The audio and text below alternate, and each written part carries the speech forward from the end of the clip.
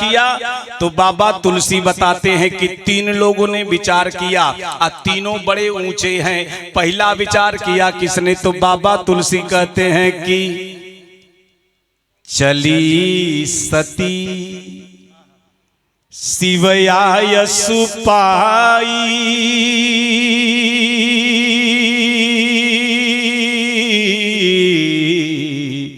चली सती शिवयाय सुपाई, करई विचार करऊं का भाई।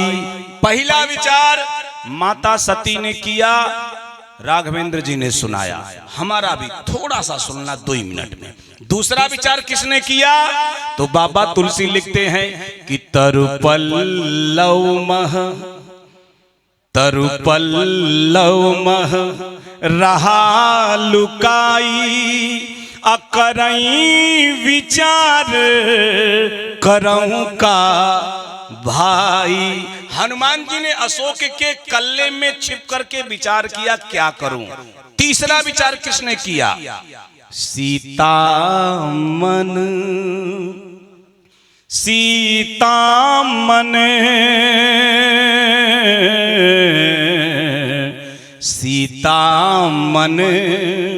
विचार करना ना, विचार करना ना, तो मधुर बचन बोले हनुमाना। ये 3 लोगों ने विचार किया। पहला विचार माता सती ने, भगवान शंकर की अर्धांगिनी। दूसरा विचार हनुमान जी महाराज, द्रुद्ध देह तजनेह बस बानर भे, हनुमान स्वयं शंकर सुवन के केसरी नंदन। और भद्राचार्य ने तो कह दिया शंकर स्वयं शंकर के ग्रह में रुद्र, जिनका नाम अपराजित है। अपराजित नामक रुद्र जो अपने शरीर को छोड़ करके हनुमान के रूप में आए, वो अपराजित रुद्र हैं जो कभी पराजित नहीं हुए। स्वयं विश्वास के देवता भगवान शंकर जो हनुमान के रूप में हैं। दूसरा विचार किया। और तीसरा विचार किसने किया? निखिल कोट ब्रह्मांड नायक आप्त काम पूर्ण काम नयनाभिराम कौशल्या नंदन वर्धन परात्पर परब्रह्म की अर्धांगिनी कौन? दुर्दांत राक्षस राज रावण के बाह पास में आबद्ध त्रिपुर सुंदरी राज राजेश्वरी अखिलेश्वरी सर्वेश्वरी मुंडेश्वरी परमेश्वरी पारंबा भगवती विदेह तनिया मैया जानकी जू। रावण के अशोक वाटिका में अशोक वृक्ष के तले शोकावस्था में करुण क्रंदन कर रही थी। विरह की 10वीं दशा में प्राण निकलना था मां के, लगा प्राण निकल जाएगा मैया का। उस वक्त सीता जी ने विचार किया। अब तीनों के विचारों में अंतर क्या है सुन। पहला विचार सती। बाबा तुलसी लिखते कैसा विचार? चली सती शिव आय सुपाई, आय सुपाई, करई विचार करऊं का भाई। सती का विचार है तो सती के विचार में अभिमान है, सती के विचार में अभिमान है। हनुमान के विचार में ज्ञान है और सीता जी के विचार में ध्यान है। सती के विचार में अभिमान है, हनुमान जी के विचार में ज्ञान है और सीता जी के विचार में ध्यान है। कैसे? थोड़ी सी चर्चा करें। जब सती जी को भगवान शंकर के समझाने पर भी बात नहीं समझ में आई, बहुत समझाए, शंकर जी ने कहा आप सुनो। शंकर जी से सती ने पूछा ये जिनको प्रणाम किए कौन? शंकर जी ने कहा मुझे मानती हो? सती ने कहा मानती हूं। कहा कौन हो? आप मेरे पति हो, आप मेरे भरतार हो, आप मेरे नाथ हो, आप मेरे स्वामी हो, आप मेरे मालिक हो, आप मेरे सर्वस्व हो। कहा अगर मैं तेरा सर्वस्व हूं तो सुन, जिसको मैंने प्रणाम किया वो कौन है? सती जी ने कहा कौन है? तो शंकर जी ने सती को अपनी पत्नी को, बार बार बोल रहा हूं सुनिएगा, अपनी पत्नी को समझाते हुए कहा सोई मम इष्ट, ध्यान दीजिएगा, सोई मम इष्ट देव रघुवीरा, देव रघुवीरा, असेवत जा सु सदा मुनि धीरा। वो मेरे तेरे पति के मालिक, तेरे पति के इष्ट, तेरे पति के नाथ रघुनाथ। अगर मैं तेरा नाथ हूं और तू मुझ में प्रेम करती है, तो अगर सच में प्रेम करती है तो तेरे नाथ का जो नाथ होगा उसमें तू बहुत प्रेम हो करेगी, क्योंकि महबूब की हर चीज महबूब होती है। महबूब की हर चीज महबूब होती है। महबूब की गली भी और गली से खूब होती है। एक बार प्रेम तो करो साहब,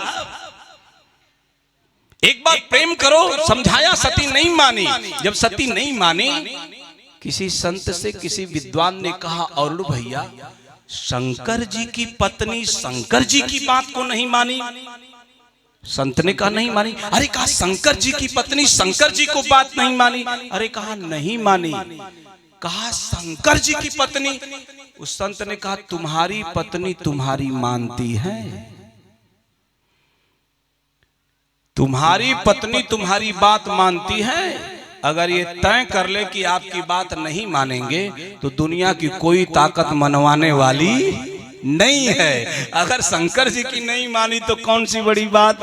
तो सती जी चली, तो सती ने विचार क्या किया, बोले पुनि पुनि हृदय विचार करी धरि सीता कर रूप। यही फेल, सीता का रूप बना ली। और सीता कौन है, बोले भगवान राम की पत्नी। राम कौन है, शंकर जी के इष्ट, शंकर जी के सर्वस्व, शंकर जी की मूल प्रज्ञा, शंकर जी के नाथ, शंकर जी के प्रभु। और शंकर जी भगवान रामचंद्र जी को अपना सर्वस्व मानते और सीता जी को मां बनाते मानते। तो जब सती शंकर जी की पत्नी होकर के सीता जी का रूप धारण की, शंकर जी ने सती का परित्याग कर दिया। और पूछा गया ऐसा क्यों किया आपने, सती को क्यों छोड़ दिया। शंकर जी ने कहा सनातन धर्म का नियम है, अगर हमारे उत्तर प्रदेश के गोरखपुर मठ, जो जिसके मठाधीश स्वयं उत्तर प्रदेश के मुख्यमंत्री हैं, उस मठ के मूल मालिक मूल प्रज्ञा है गोरक्षनाथ महाराज। गोरखनाथ संप्रदाय में एक आता है व्यवस्था, उस व्यवस्था का एक क्रम है कि जब गोरखनाथ संप्रदाय में कोई योगी बनता है, जैसे भरथरी योगी बने, तो भरथरी को गोरक्षनाथ ने कहा अपनी पत्नी को मां कह करके भिक्षा मांगो। और भरथरी ने अपनी पत्नी को मां कह करके भिक्षा मांगा। यानी सनातन धर्म में सन्यास के बाद अपनी पत्नी को मां कहने का अधिकार है, लेकिन वही सनातन धर्म मां को पत्नी कहने का अधिकार नहीं देता है। आज इसने मेरी मां का रूप बना लिया, अब ये पत्नी बनने योग्य नहीं है, परित्याग कर दिया। विचार कलुषित हो गया, विचार में अभिमान आया, मां का रूप बनाए, ये ठीक नहीं है। भगवान ने त्याग किया। एक प्रश्न उठता और आपके दिमाग में उठेगा, सती जी जगत जननी है ना मैया, भवानी है, तो क्या जगत की माता को जीवन जीना नहीं आया? क्या जगत की माता को जीवन जीना नहीं आता? नहीं, ऐसा नहीं है। गजपुर के पावन प्रांगण में बैठे हुए समस्त सकल कलिकल ध्वंस करने वाली पतित पावनी श्री रामचरितमानस रूपी गंगा में अवगाहन करके अपने जीवन से व्यथा सर्वथा दूर करने वाले समस्त श्रोता भगवान अपने कर्ण कुहरों से हृदय प्रदेश में बात बैठा लेना। सती मैया जगत की माता है और जगत की माता को जीवन जीना नहीं आया, ऐसा नहीं है। आप कहोगे प्रमाण, तो बाबा तुलसी लिखते हैं बिनु अघ तजी सती अस।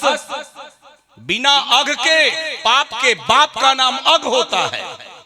कोई अघ नहीं किया फिर भी भगवान ने त्याग दिया, तो क्या सती को जीना नहीं आया? आता है।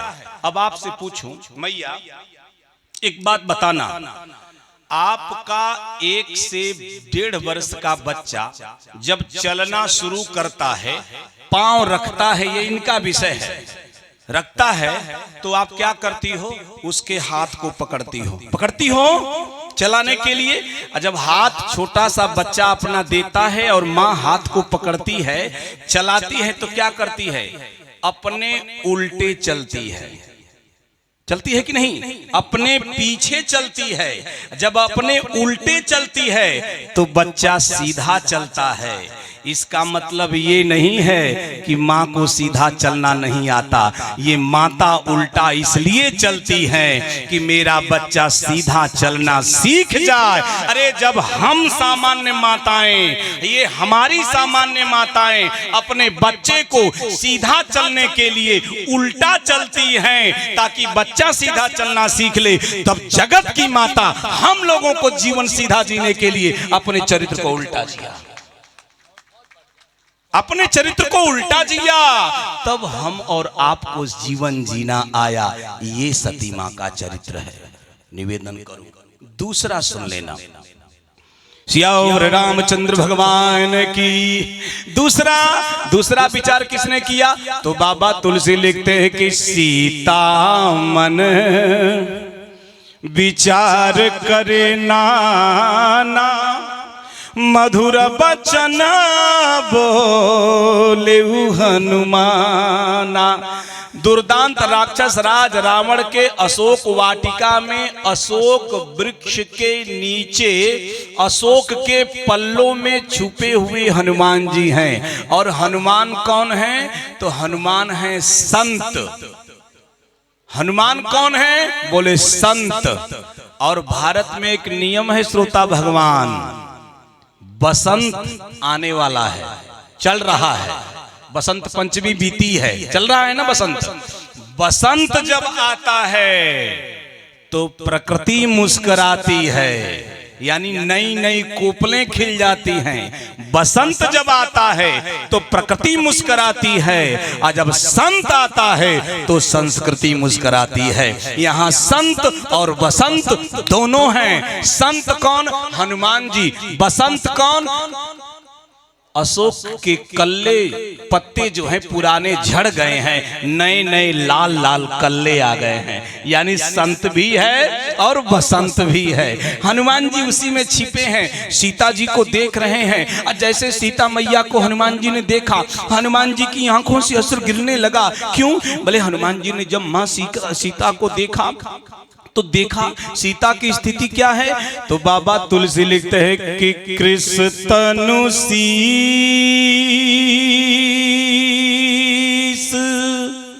जटा एक बेनी, जपत हृदय रघुपति गुण श्रेणी। माँ सीता का शरीर कृष्ण हो गया है, एकदम दुबला पतला। ये जो गाल है, बाल है ना, जो गेसु है ना, ये जो बाल है ये जटा में बढ़ गए हैं। ये जो 3 चोटियां है ना, ये एक वेणी हो गई है। यानी सीता जी के जीवन का कर्म, सीता जी के जीवन की भक्ति और सीता जी के जीवन का ज्ञान, ये तीनों एक हो गया है। और तीनों एक होकर के क्या हो गया है?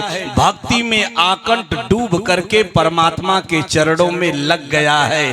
ज्ञान कितना भी महान क्यों न हो, जब तक भक्ति में नहीं डूबता है तब तक ज्ञान का कोई मतलब नहीं है। जैसे रसगुल्ला खोआ का छान लो रिफाइन में, खूब बड़ा बड़ा काला काला या सफेद सफेद हो जाएगा, लेकिन जैसे रिफाइन में छाना हुआ, तेल में छाना हुआ, घी में छाना हुआ रसगुल्ला देखने में अच्छा लगता है, लेकिन जब तक वो चाशनी में नहीं डूबता है तब तक रसगुल्ले का आनंद नहीं आता है। ज्ञान रसगुल्ला है, भक्ति चाशनी है। जब तक ज्ञान रूपी रसगुल्ला भक्ति रूपी चाशनी में नहीं डूबेगा तब तक खाने में आनंद आने वाला नहीं है। ये तीनों डूबा हुआ है मैया।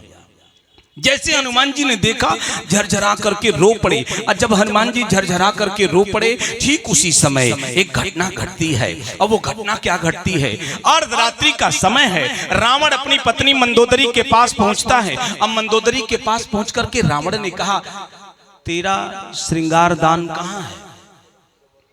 मंदोदरी ने कहा, आधी रात को श्रृंगार दान लेके क्या करेंगे? अरे का पूनम की रात है, चंद्रमा सबाब पर है, आकाश में चंद्रमा शेर की तरह से विचरण कर रहा है, उसकी पत्नी रोहिणी उसके बगल में श्रृंगार करके मुस्कुरा रही है। मैं दुनिया का सबसे बड़ा एस्ट्रोलॉजिस्ट हूँ, मैं दुनिया का सबसे बड़ा खगोलविद हूँ, मैं दुनिया का सबसे बड़ा ज्योतिषाचार्य हूँ। मैं रावण, मैंने जो है रोहिणी को मुस्कुराते हुए देखा जो अपनी सुंदरता पर इठला रही है, तो मेरी पत्नी मंदोदरी रोहिणी से कम सुंदर नहीं है। श्रृंगार पेटिका लाओ, श्रृंगार करूंगा। लाके रख दिया, बिछिया पहनाया, पायले पायजेब पहनाया, करधनी पहनाया, यानी पूरा श्रृंगार कर दिया। जब पूरा श्रृंगार कर दिया तो मंदोदरी ने पूछा, ये इतना सजा करके क्या करना चाहते हैं? रावण ने मंदोदरी से हंस के कहा, और सुनो श्रोता भगवान, रावण ने मंदोदरी से हंस के कहा, मैं तेरा श्रृंगार करके तुझको अशोक वाटिका में ले जाऊंगा। अशोक वाटिका में क्यों ले जाएंगे?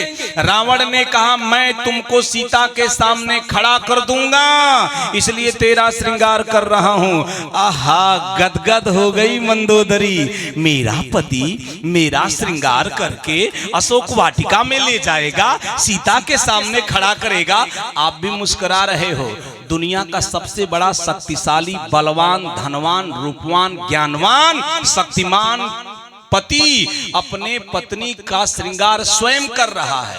अब मैं गजपुर के प्रांगण में बैठे हुए किसी आदमी से पूछ दूं, इसमें से कोई ऐसा है मैया का लाल जो अपनी पत्नी के बाल में कभी फूलों का गजरा भी लगाया हो? एक भी हाथ नहीं उठेगा। कहा, बाबा अभी है बाकी है कि अपनी पत्नी के बाल में गजरा लगाए। क्यों? रावण लगा सकता है अपनी पत्नी के बाल में गजरा।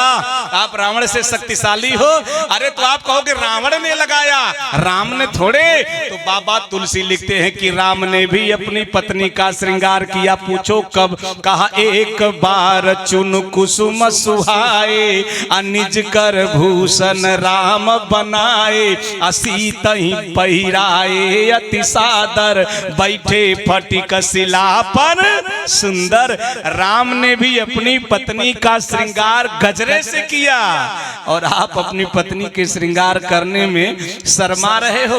पत्नी के कहने पर बाप को और माँ को छोड़कर शहर में घर बनाकर रह सकते हो, अब पत्नी के गाल में बाल में गजरा नहीं लगा सकते। जिस दिन लगाओगे ना, उस दिन दिव्य भोजन मिलेगा। खैर, उधर नहीं जाएंगे। पूरा श्रृंगार कर दिया। मंदोदरी से कहा, तुझे मैं खड़ा करूंगा सीता के सामने। मंदोदरी गदगद हो गई। सीता के सामने खड़ा करके शायद मेरा पति सीता से कहे, ऐ सीता, तू अगर बड़ी सुंदर है तो तुमसे कम सुंदर मेरी पत्नी मंदोदरी नहीं है। ये मंदोदरी सोच रही है। रावण तो कुछ और सोच रहा है। श्रृंगार किया, लेके चला, वाटिका में पहुंचा, सीता जी के सामने खड़ा कर दिया। आप कहोगे कैसे? तो बाबा तुलसी कहते हैं कि तेहि अवसर रावण तहयावा, असंग नारी बहु किए बनावा, तेहि अवसर। ठीक उसी समय रावण सजा करके मंदोदरी को और रानियों को ले गया। मंदोदरी पट्ट महिषी है, बड़ी खूबसूरत है, इतनी खूबसूरत है कि उसके कामदेव के धनुष के मद को चूर्ण करने वाली भौहें हैं। वो जो आजकल ब्यूटी पार्लर वाली भी नहीं कर पाएगी, इतनी सुंदर भौहें थी। उसके बालों को सजाया था, उसके गालों को सजाया था, उसके होठ को सजाया था, बाल को करली करली कर दिया, घुंघराला घुंघराला, इतना खूबसूरत बनाया मंदोदरी को कि बाबा तुलसी लिखते हैं कि मंदोदरी की सुंदरता देखे नहीं रहती। कितनी सुंदर दिख रही है। तो मैं तनुजा, मैं तनुजा, मैं तनुजा मंदोदरी नामा। है कैसी? परम सुंदरी नारी ललामा। परम सुंदरी मंदोदरी है, सीता के सामने खड़ा कर दिया। सावधान, अब मेरी बात को बड़े ध्यान से सुनना। ये सीता बैठी है, ये मंदोदरी खड़ी हो गई, ये रावण सामने खड़ा है, रावण खड़ा है, ऊपर हनुमान जी देख रहे हैं। रावण ने खड़ा होकर के सीता जी को तरफ देखा, इशारा किया, ऐ सीता। जैसे कहा ऐ सीता, मंदोदरी सोची अब कहेगा देख मेरी पत्नी मंदोदरी तुमसे कम सुंदर नहीं है। ये मंदोदरी सोच रही है, ये मंदोदरी सोच रही है। आज जैसे सोची वैसे रावण बोल बैठा, ऐ सीता।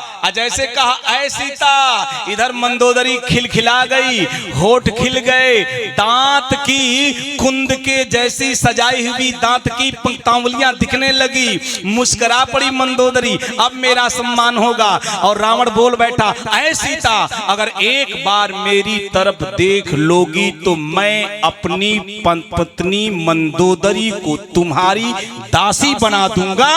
ये बोल बैठा रावण। आप कहोगे कहां लिखा? तो बाबा तुलसी लिखते हैं, तब अनुचरी तब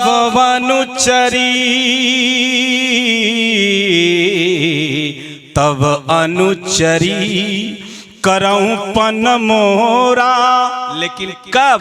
कहा एक बार बिलो की ममोरा, एक बार मेरी तरफ देख ले, मैं अपनी पत्नी मंदोदरी को तुम्हारी दासी बना दूंगा। सोचो श्रोता भगवान, लगा होगा कि मंदोदरी का कलेजा फट जाएगा, लगा होगा मंदोदरी को ये धरती फट जाए, मैं समा जाऊं। मेरा पति मेरा श्रृंगार करके आज सीता के सामने मेरा अपमान कर रहा है। अगर आप सुन लेना, मैया आपका पति आपको घर में सजाए, खूब श्रृंगार करे, खूब सम्मान करे, बढ़िया बनारसी साड़ी 50,000 वाली पहना दे, 2 लाख का नेकलेस पहना दे, खूब अलंकार से विभूषित कर दे, और सजा करके इटारसी खड़ा करके मार्केट में अगर कोई सुंदर स्त्री दिखे और उसको देख करके कहे, ए पिक बजनी, ए गजगामिनी, ए बरो रूहे, ए मधुर भाषणी, ए प्रियतमा, एक बार अगर मेरी तरफ देख लोगी तो मैं अपनी पत्नी को तुम्हारी दासी बना दूंगा। आज की औरत होगी तो निडिल टॉप सैंडल निकालेगी, अब पति के मुंह पे कितना मारेगी भगवान ही मालिक है। क्यों मैया? बर्दाश्त होगा? नहीं होगा, कतई नहीं होगा। लेकिन सुन लेना, ये मंदोदरी सामान्य नहीं है। मुझे दुख होता है, मंदोदरी का दुर्भाग्य पति रावण, तारा का दुर्भाग्य पति बाली, ये दोनों महान नारियां हैं।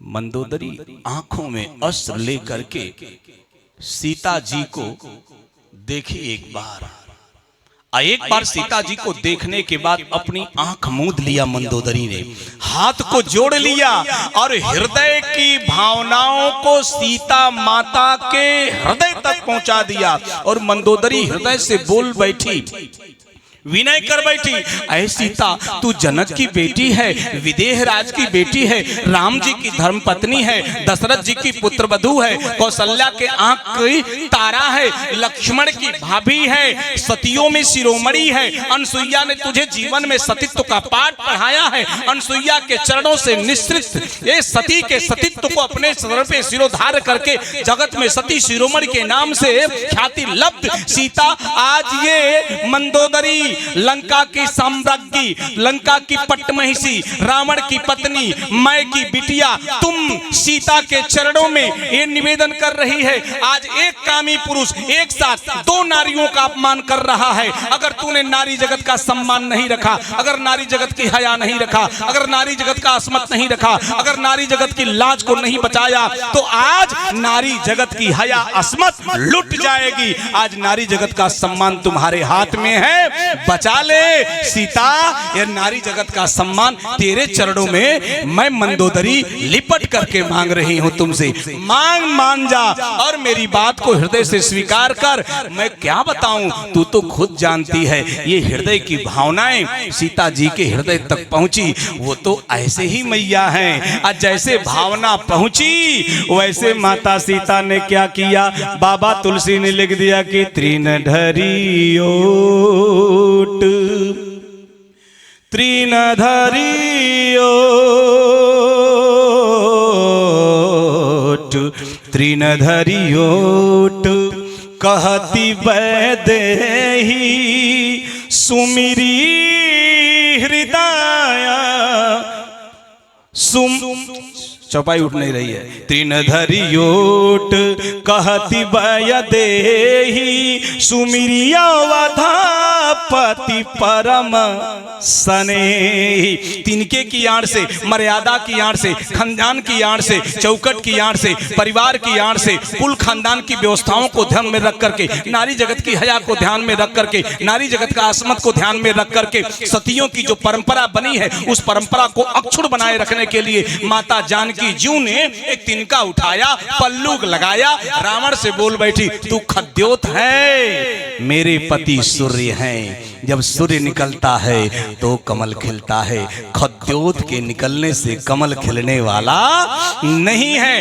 डांट दिया, धिक्कार दिया, रावण को लजवा दिया, रावण का मान मर्दन कर दिया। जब रावण लजा गया, शर्मा गया, कुंद हो गई उसकी काम से भरी हुई विचारधारा, डपट पड़ी मंदोदरी और डपट करके मंदोदरी ने कहा, उत्तर प्रदेश के प्रतापगढ़ के उच्च कोट के सूर्य कहे जाने वाले कविताओं में रामचरितमानस के को जनमानस के मानस में स्थापित करके अपना एक अलग नाम देने वाले, आशु कवि के नाम से जाने वाले सूर्य प्रकाश सूर्य, जिनको तुलसी साहित्य से पिछले साल विभूषित किया मुरारी बापू ने, नहीं है शरीर नहीं है, उन्होंने अपने ग्रंथ में लिखा, मंदोदरी बोल बैठी, ए सीता मैं मंदोदरी तुम सीता को वचन देती हूं कि जब तक मैं लंका में जिंदा रहूंगी मेरा पति रावण तेरा बाल बांका भी नहीं कर सकता,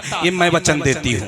क्या कहा, मैंने सहा है अपमान आज वाटिका में, शायद ही सहा हो वह और किसी नारी ने।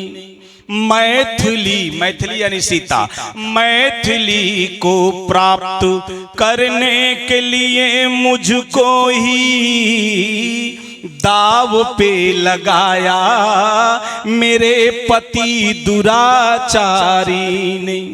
लेकिन मैथिली ने एक बार भी निहारा नहीं, जबकि जतन तो अनेक किया काम के पुजारी ने।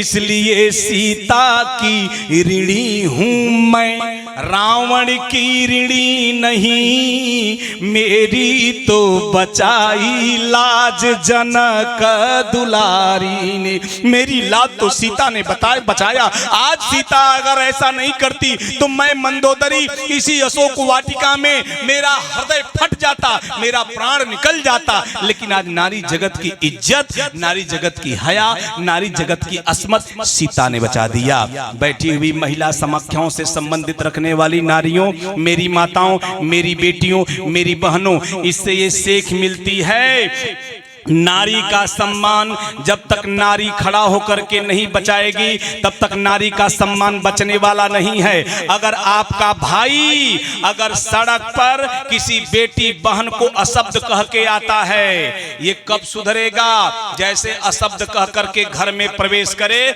उस घर की बेटी और बहन दरवाजे पर हाथ रख दे, भाई को रोके, भैया जो तू कटाक्ष, जो तू छीटा कसी उस बहन पे करके आ रहा है, जो तू अशब्द उस बहन को, बेटी को कह के आ रहा है, अगर मैं वहां रहती तो क्या यही अशब्द तू कहता?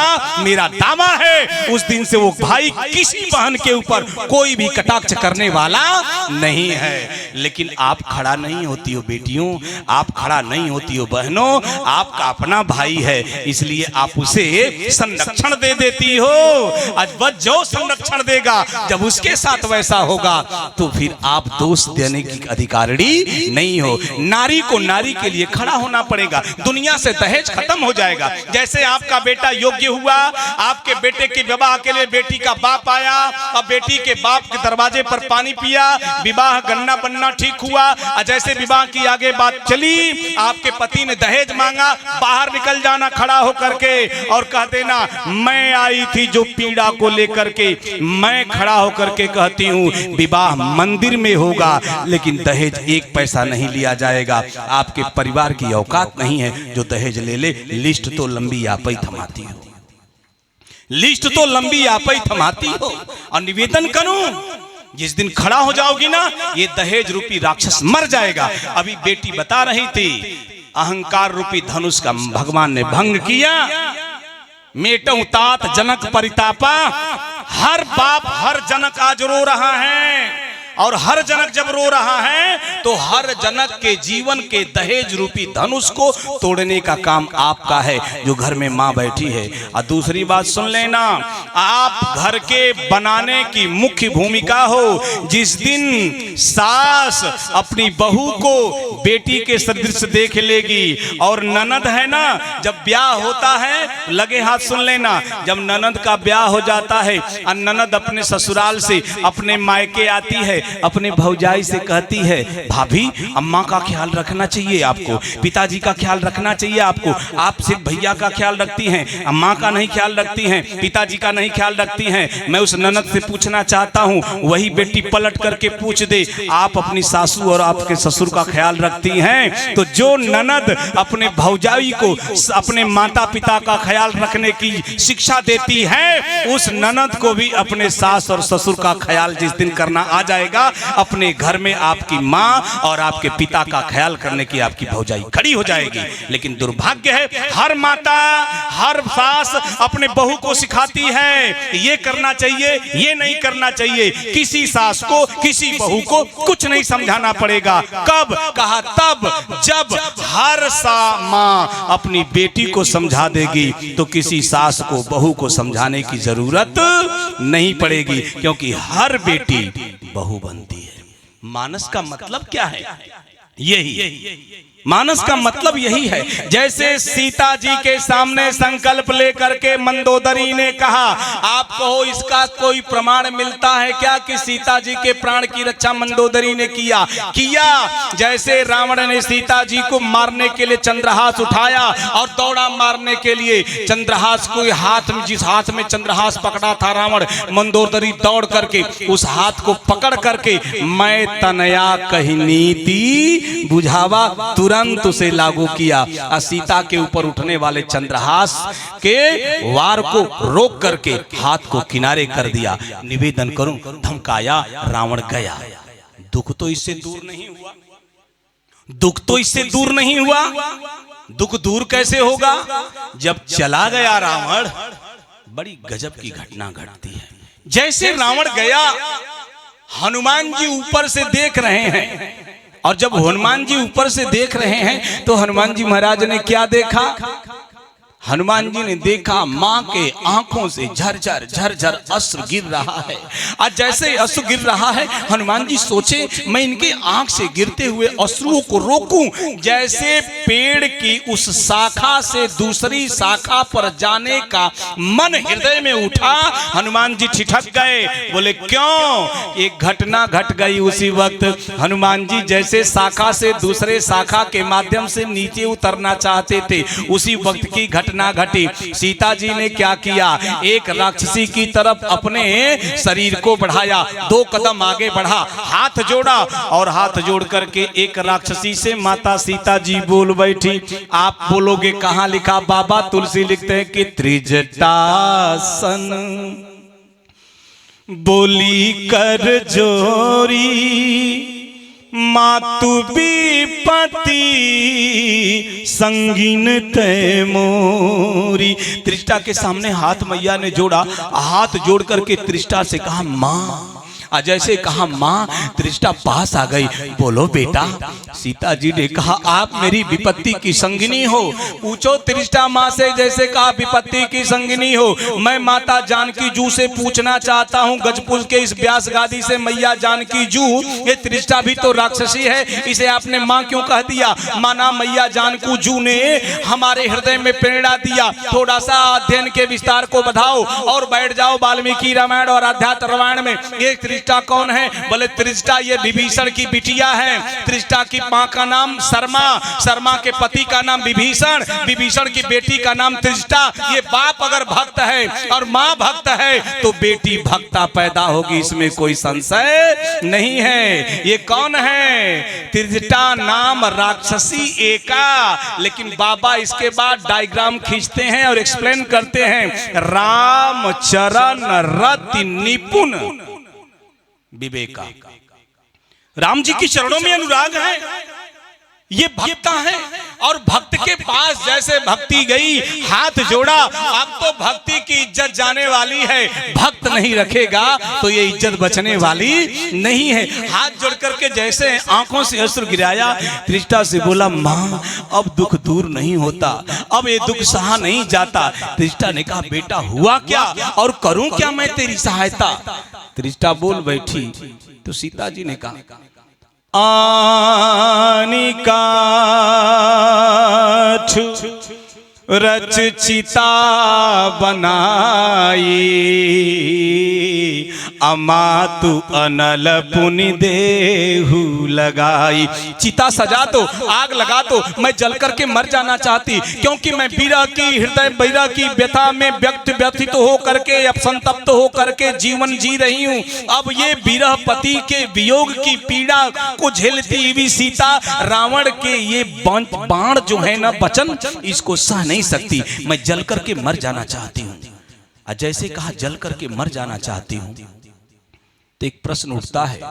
अरुण भैया बैठे हैं, समर्पित कर रहा हूं मैं। रितेश सीता जी से पूछूं अगर मरना ही है तो जहर पी के मर जाओ मैया, अगर मरना ही है फंदा लगा करके मर जाओ, आप जल करके ही क्यों मरना चाहती हो? मानो माता सीता की आवाज हृदय में उठी, मैं जल करके इसलिए मरना चाहती, अगर मैं जहर पी करके मरूंगी ये पार्थिव शरीर लंका में रहेगा, अगर फंदा फांसी लगा करके मरूंगी ये पार्थिव शरीर लंका में रहेगा, और जल करके मरोगी तो कहा जब चिता सज जाएगी, अग्नि प्रज्वलित हो जाएंगे, धू धू करके अग्नि प्रज्वलित होगी, जलने लगेगी। मैं जैसे अग्नि की तरफ बढ़ूंगी, हाथ जोड़ करके पवन देवता से और अग्नि से निवेदन करूंगी, हे पवन देव और अग्निदेव, अगर इस सीता ने अपने जीवन में कर्म से, मन से, वचन से अपने परमात्मा राम के चरणों में अनुराग किया है, तो मैं जब जल करके राख में बदल जाऊं तो मुझे उड़ा करके समंदर उस पार मेरे पति राम के चरणों तक पहुंचा देना, क्योंकि मैं जल कर भी अपने परमात्मा के चरणों तक जाना चाहती हूं। इसलिए आन काठ रच चिता सजाई मातु अनल पुनि देहु लगाई। चिता सजाकर आग लगा दो, मैं जलकर मरना चाहती हूं। त्रिष्टा ने कहा एक तरफ मां कह रही हो और दूसरी तरफ मां से जलने के लिए आग मांग रही हो, तो मैं ऐसी मां नहीं हूं कि अपने बेटी को जलने के लिए आग दूं। निस न अलन मिली सुन सुकुमारी अस कही सो निज चली गई। अब सीता जी फिर निरुपाय, आकाश के तारों से आग मांगा, चंद्रमा से आग मांगा, आकाश के तारों ने आग नहीं दिया, चंद्रमा ने आग नहीं दिया। पावक मई सस स्रवतन आगी मानो मोहि जान हत भागी। जब किसी ने आग नहीं दिया तब सीता जी निराश होकर के अब भाव पक्ष में चलते हैं, अशोक को स्पर्श करती हैं। ध्यान देना, अशोक को स्पर्श करती हैं और अशोक को स्पर्श करके मैया सीता जी ने बड़ी गजब की बात कह दिया। अशोक, मानो अशोक ने उत्तर दिया जी। कहा तेरा जन्म कहां से हुआ? अशोक ने कहा धरती से जन्म हुआ। कहा तेरी मां कौन है? अशोक ने कहा धरती।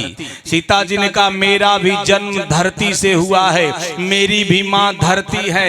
ए अशोक, अगर तेरी भी मां धरती है, मेरी भी मां धरती है, तो जब दोनों की मां धरती है पृथ्वी, तो दोनों का संबंध क्या हुआ? मानो अशोक ने उत्तर दिया दोनों का संबंध भाई और बहन का हुआ। सीता जी ने कहा धिक्कार है ऐसे भाई पर, धिक्कार है ऐसे भाई पर जिसका भाई खड़ा हो और उसकी बहन उसके सामने आंखों से अश्रु गिरा रही हो, उस भाई को जीने का कोई अधिकार नहीं है। इसलिए अशोक चेत। देखिए अब हमारा मंच गौरवान्वित हो रहा है। ये पंडाल दिव्य भव्य नव्य होकर के सुगंध से हमारे नथनों को भर करके हृदय को आनंद विभोर कर रहा है। पारिचा पीठाधीश्वर वीतराग तपस्वी तपोनिष्ठ प्रातः स्मरणी सहजता सरलता सौम्यता साधुता की साक्षात प्रतिमूर्ति, जिन्होंने हनुमान जी की अनन्य उपासना करके परमात्मा रामभद्र के चरणों में अपने जीवन को समर्पित करके अपने जीवन को जनमानस के लिए सुपुर्द कर दिया, आहूत कर दिया। ऐसे श्री श्री 1008 पाठा पीठाधीश्वर पूज्यपाद ब्रह्मचारी जी महाराज का आगमन एक बार जोरदार तालियों से स्वागत करिए। हर हर महादेव। मैं रितेश कोटि कोटि प्रणाम करता हूं महाराज जी को। तो निवेदन करूं, आइए हम लोग बिंदु पर चलते हैं जहां मैं कह रहा था सीता जी ने अशोक से कहा अगर तेरी मां धरती है, मेरी मां धरती है, जब दोनों की मां धरती है तो दोनों का संबंध भाई बहन का हुआ। और ए अशोक एक बात बताऊं?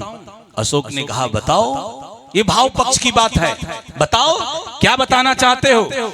सीता जी ने कहा जब श्रावण की पूर्णिमा का अवसर आया था, अब मैं इस बरसात के जब सावन में झिमझिम झिमझिम बादल बरसात कर रहे थे, तेरी छाया के नीचे बैठ करके मैं अपने प्रियतमा श्री रामभद्र के वियोग में संतप्त होकर के करुण क्रंदन कर रही थी। आज जैसे मुझे याद आया आज रक्षाबंधन का त्योहार है, आज पूर्णिमा है, श्रावण की पूर्णिमा, आज के दिन बहन भाई की आरती उतार करके टीका लगाती। मैंने जब जनकपुर में इस त्योहार को मनाया, मैंने भी अपने भाई के मस्तक पर टीका लगाया, कलाइयों पे रक्षा बांधा, मिठाई खिलाया और भाई के चरणों में प्रणाम करके जैसे मैंने माथा नवाया, मेरे भाई ने कहा मेरी बहना जब तक ये तेरा भाई जिंदा रहेगा, जिस माथे पर तूने तिलक से अपनी अंगुलियों से तिलक किया है, उस भाल के पड़े हुए तिलक की सौगंध खाकर तेरा भाई तुझको वचन देता है अपनी बहन के जीवन में कभी दुख आएगा ये भाई न्यौछावर हो जाएगा, लेकिन अपनी बहन के जीवन में दुख नहीं आने देगा।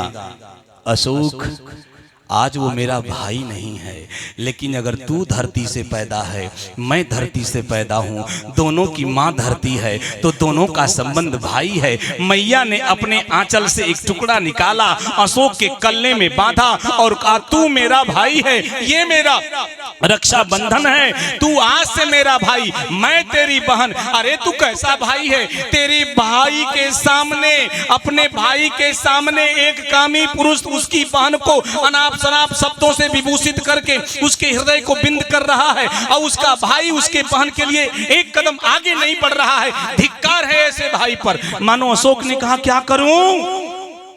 सीता जी ने कहा मेरे दुख को दूर कर। तो कैसे तेरा दुख दूर करूं? सीता जी बोल बैठी। अब ध्यान देखिए, तुलसी कविता कानन केसरी, कवि कुल चक्र चूड़ामणि कलि पावना अवतार, कवि कुल कुमुद कलाधर, हिंदी साहित्य गगन के प्रचंड मारतंड, प्रातः स्मरणी पूज्यपाद संत प्रवर गोस्वामी तुलसीदास की अनोखी रचना रामचरितमानस का ये पंचम कांड के सुंदर कांड का ये अर्धाली, ये चौपाई गजब की कवितावली से भरा पड़ा है, गजब के आदर्शों से भरा पड़ा। बाबा तुलसी लिखते हैं, माता सीता बोल बैठी, सुनहूं विनय मम बिटप अशोका, सत्यानाम करु हरु मम शोका। मेरी बात सुन मेरे भाई अशोक, सुनहु विनय मम बिटप अशोका। सत्य नाम करु हरु मम शोका।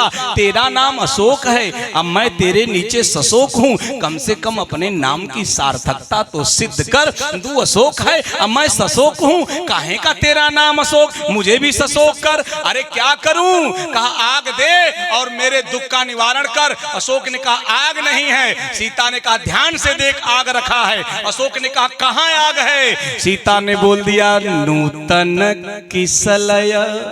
ये साहित्य साहब, नूतन किसलय अनल समाना, अनल समाना देहि अकानी जन करहूं निदाना।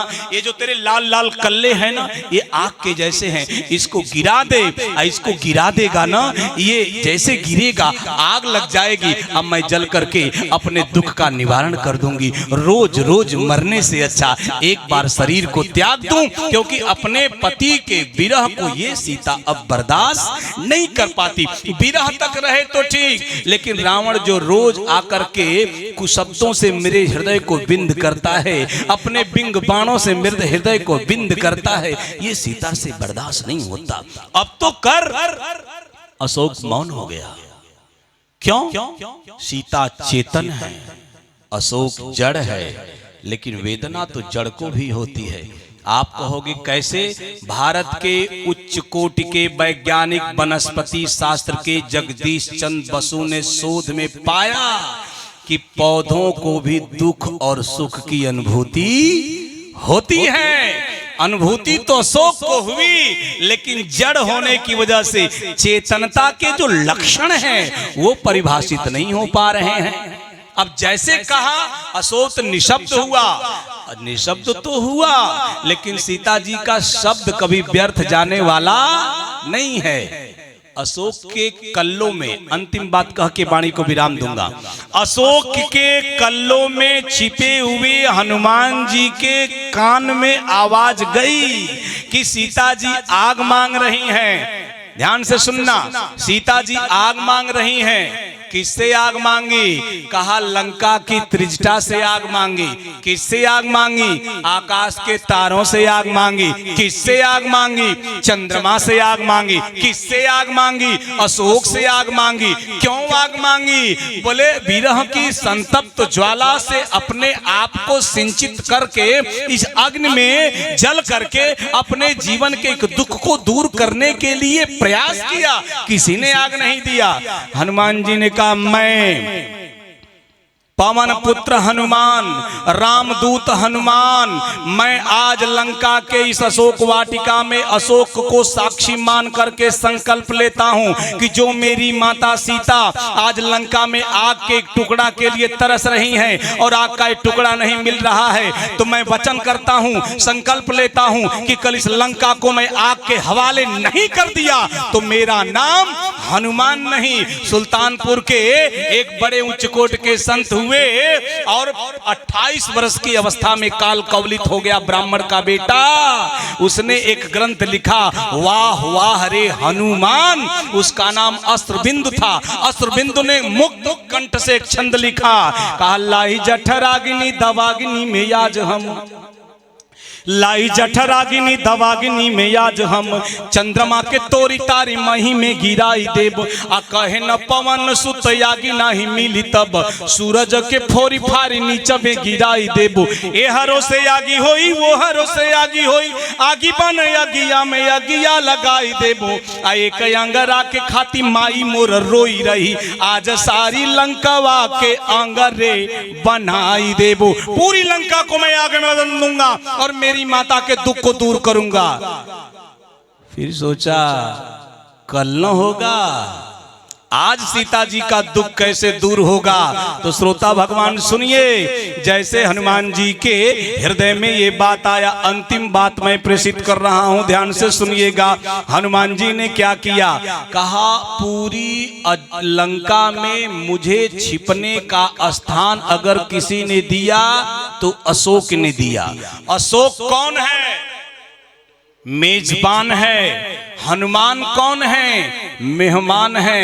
अशोक कौन है? आतिथेय है। हनुमान कौन है? अतिथि है। आज आतिथेय की इज्जत जा रही है और अतिथि के अंदर इतना सामर्थ्य है कि उसकी इज्जत बचा सकता है। आज मेजबान की इज्जत जा रही है और मेहमान के अंदर सामर्थ्य है कि उसकी इज्जत बचा सकता है, तो बचाना चाहिए। बाबा तुलसी लिखते हैं कि कपि करी हृदय विचार, दिन मुद्रिका डारि तब जनु अशोक अंगार।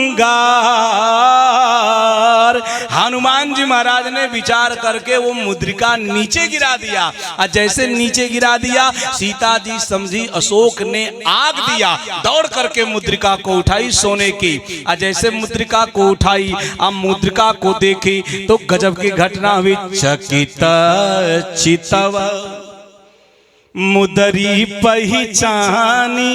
हुआ क्या? हरसा, पहले रो रही थी, हरसा तब विषादा हृदय कुलानी। जीत को सकई अजय रघुराई, माते असजत रत्न ही जाई। सीता मन विचार कर नाना, मधुर वचन बोले हनुमाना।